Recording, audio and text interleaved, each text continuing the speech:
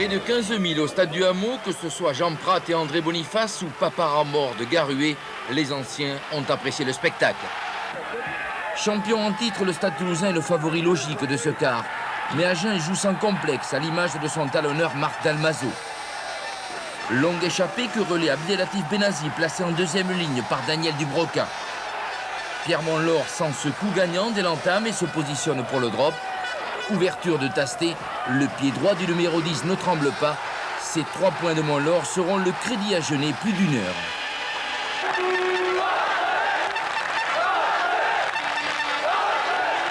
3-0 en effet que les partenaires de Philippe Sella ne vont pas conforter.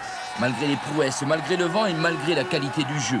Agen s'accapare un maximum de ballons et attaque, mais se heurte à une formidable présence défensive. La défense, l'arme des Toulousains qui plie sans rompre. Et pendant ce temps-là, commencent ici les malheurs agenais avec le genou de Bouygues. Le ménisque craque, Eric Tolo rentre au centre et Guinoves, lui, recentre ses joueurs. Ils vont jouer leur batou. Il faut essayer de revenir rapidement dans le match au niveau des points. Ensuite, si jamais on revient, ne vous relâchez pas.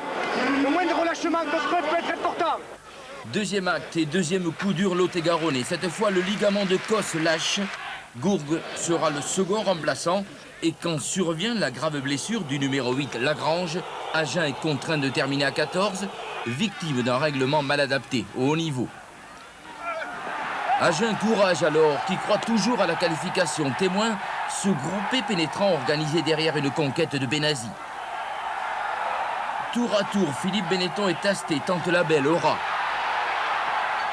Puis c'est à nouveau Benetton dans un rôle inhabituel de demi de mêlée pour un service vers Monlaur qui tente de percer le rideau défensif rouge et noir. En vain, plaqué à 1 mètre de la ligne. Derrière, la mêlée ordonnée par M. Ménet accouchera d'une misère.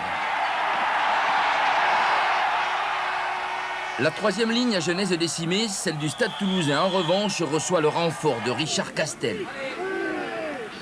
Mais c'est Régisson, le bien nommé, qui annonce le réveil du champion. Une charge plein champ, un léger point de fixation et Casalbou alerte Castagnède. Jusqu'à l'aile, non, car Ougy s'intercale à l'intérieur. Premier essai pour l'arrière-stadiste. Regardez sous un autre angle le mouvement de l'essai stadiste. Aucun temps mort derrière ce ballon libéré par Son et Castel.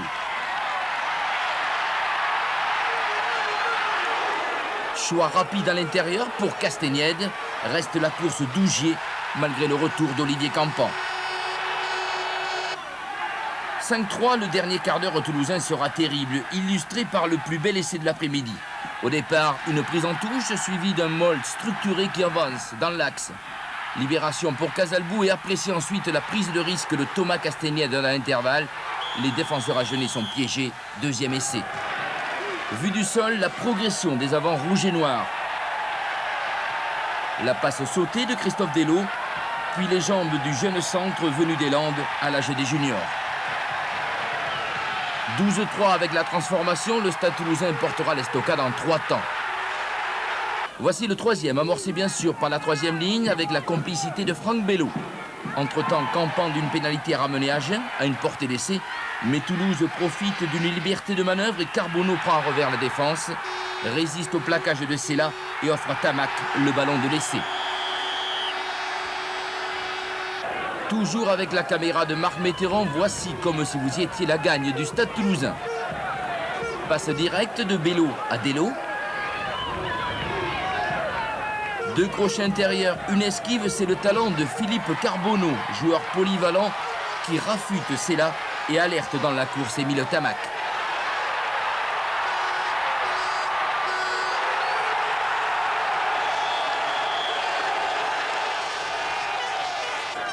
« 19-6, Toulouse tient son billet pour les demi-finales et met un point d'honneur à préserver un violet son en-but.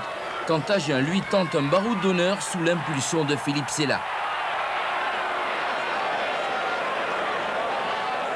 Des honneurs que méritent vainqueurs et vaincus pour leur générosité, leur enthousiasme et leur correction, malgré l'engagement physique et un rythme élevé. La cave poussée en touche par Tamac, c'est Agen qui sort d'écart la tête haute et Toulouse, le champion, qui poursuit sa route vers le parc après avoir tremblé. Cela mérite bien une récupération façon sophrologie, n'est-ce pas, Claude Portelan?